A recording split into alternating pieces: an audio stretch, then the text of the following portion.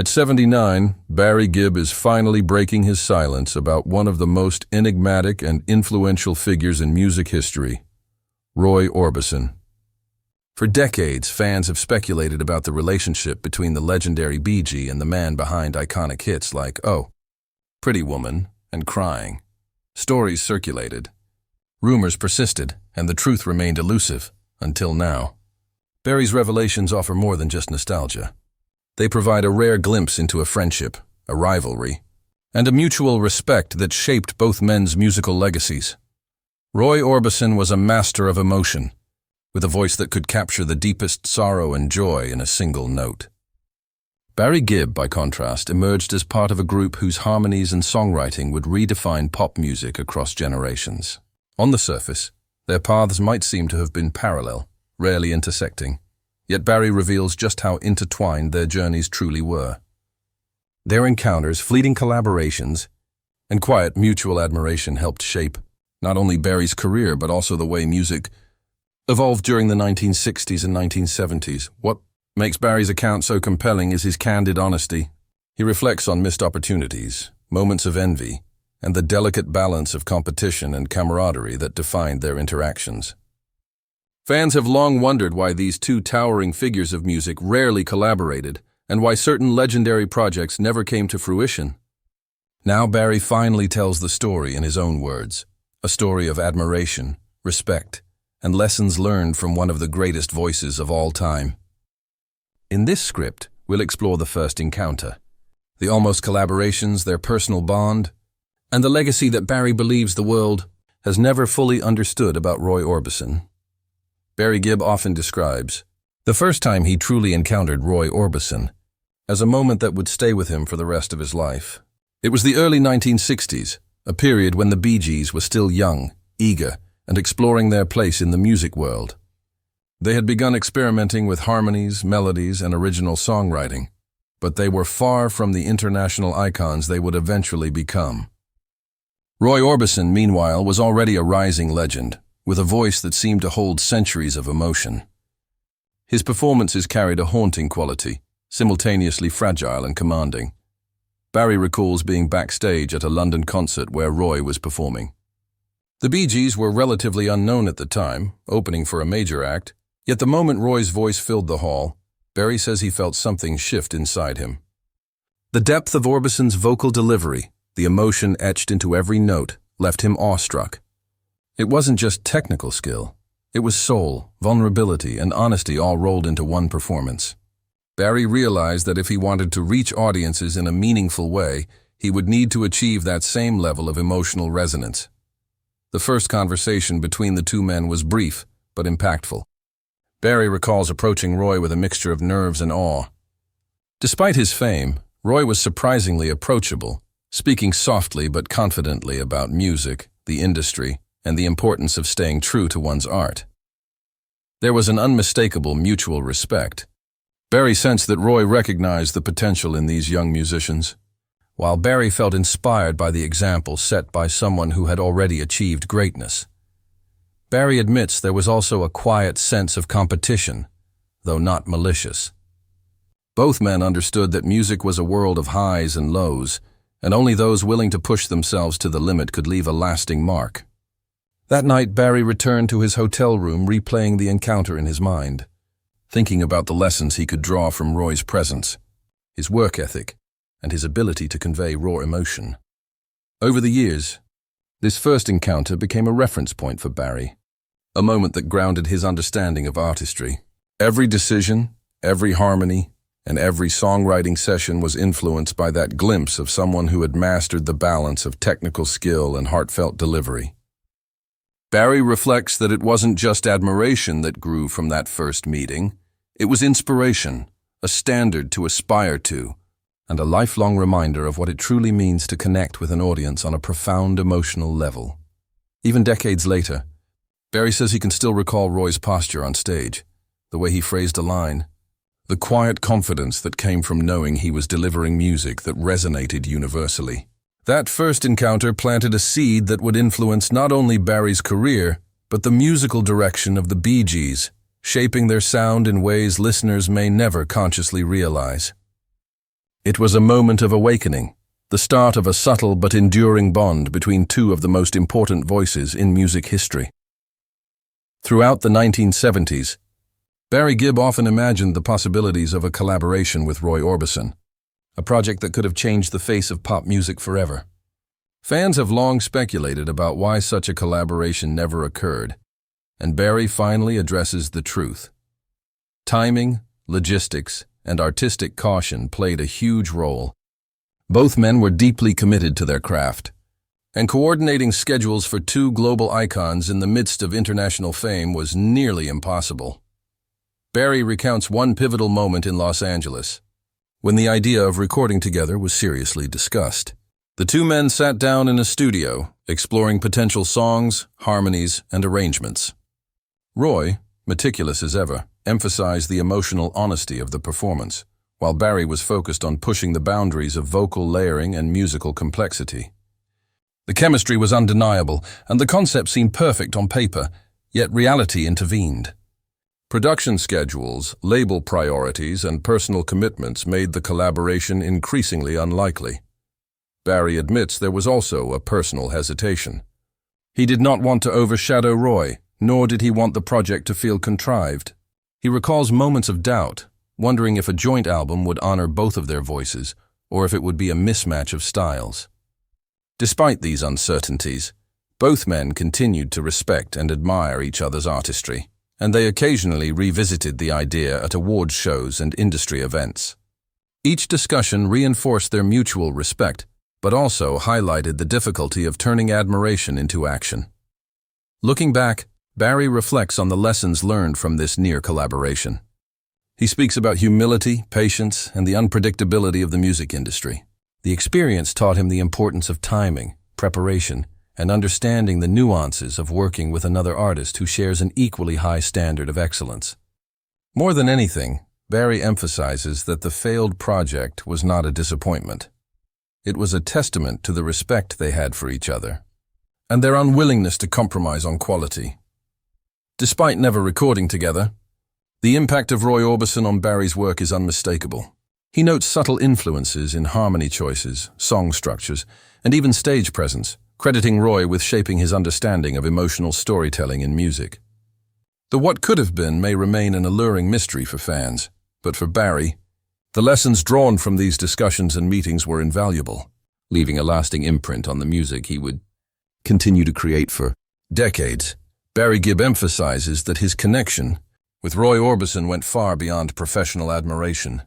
It was a genuine friendship built on trust, shared understanding, and mutual respect. Away from the stage and spotlight, they spent time discussing life, challenges in the music industry, and personal struggles that few could understand. Barry recalls quiet dinners, backstage conversations, and candid moments at award shows where the two could simply exist as men. Not icons, Roy was known for his privacy, often retreating from public life despite his enormous success. Barry, who had navigated his own challenges with fame, recognized and respected this need for space. They bonded over the isolation that comes with celebrity, the pressures of maintaining public personas, and the challenge of staying true to one's artistry amidst constant scrutiny.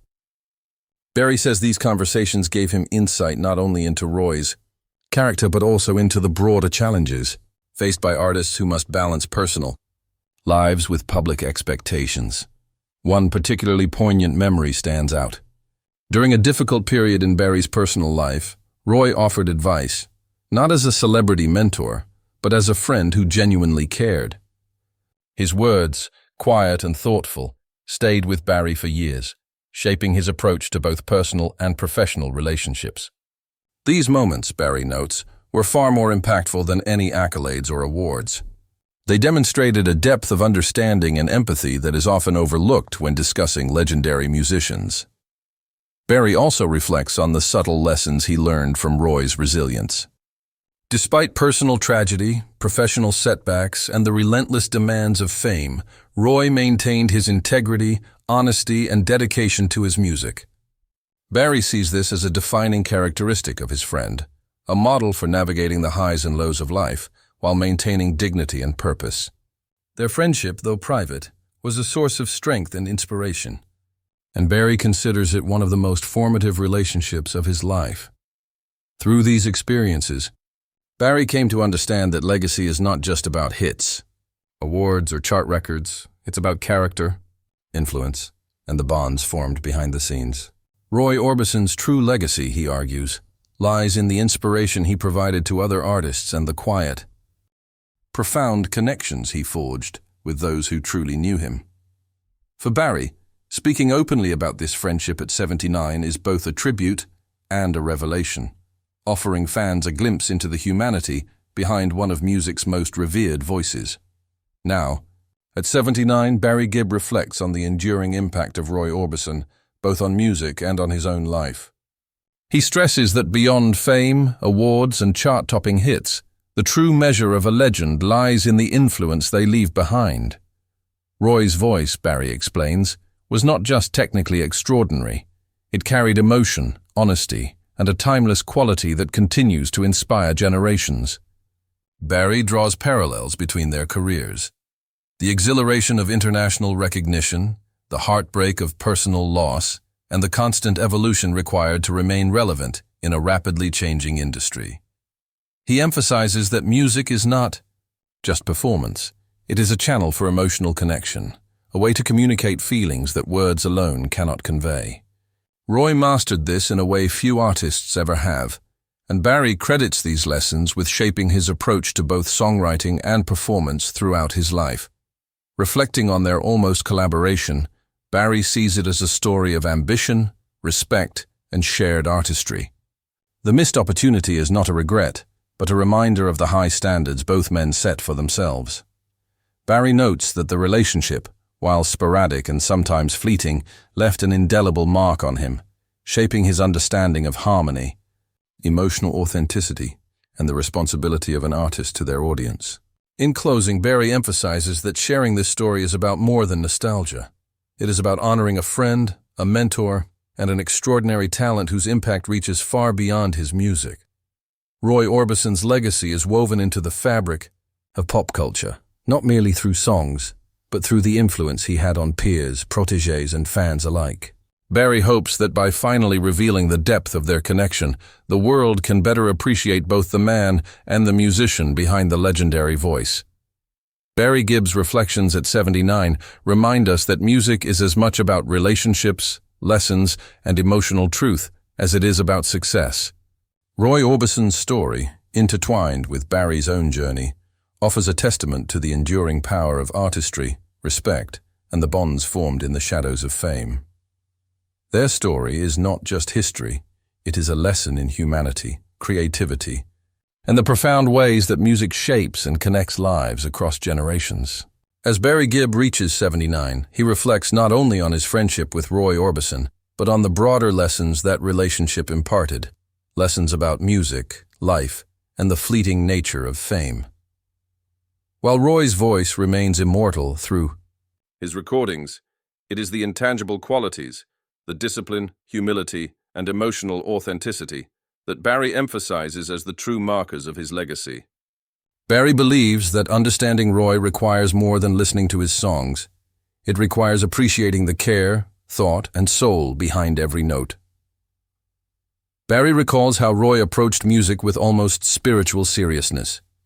He would spend hours perfecting phrasing, experimenting with melodies, and ensuring that every performance conveyed a specific emotion. Barry admits that this meticulous approach sometimes frustrated others, but he came to see it as a hallmark of genius. It taught him patience, the importance of detail, and the responsibility of an artist to their audience. Roy never cut corners, Barry says. He made you feel that every word mattered, every pause had a meaning, every note was a choice. This philosophy became a guiding principle for Barry, shaping the Bee Gees' sound, their live performances, and even his approach to songwriting in later years. Beyond the technical lessons, Barry stresses the personal influence Roy had on him. In an industry dominated by image, competition, and fleeting trends, Roy remained steadfast in his individuality. Barry says he learned the value of authenticity from Roy, the courage to follow one's instincts, the strength to remain true to one's voice, and the grace to accept both success and failure with dignity. These lessons were particularly meaningful during periods of personal and professional challenge, moments when Barry could reflect on Roy's calm resilience and find inspiration in it. Barry also reflects on how their shared experiences shaped his understanding of mentorship and collaboration. Even when the two were not working together, their interactions offered Barry a model for supporting others while maintaining one's own integrity. He emphasizes that influence is rarely visible in the spotlight. Often, it manifests quietly, through example, advice, and the respect one shows to peers. Roy's subtle guidance, Barry notes, influenced not only him, but countless other artists who observed and learned from him. In his final reflections, Barry considers the enduring cultural impact of Roy Orbison. From chart-topping hits to timeless ballads, Roy's music continues to resonate with new generations.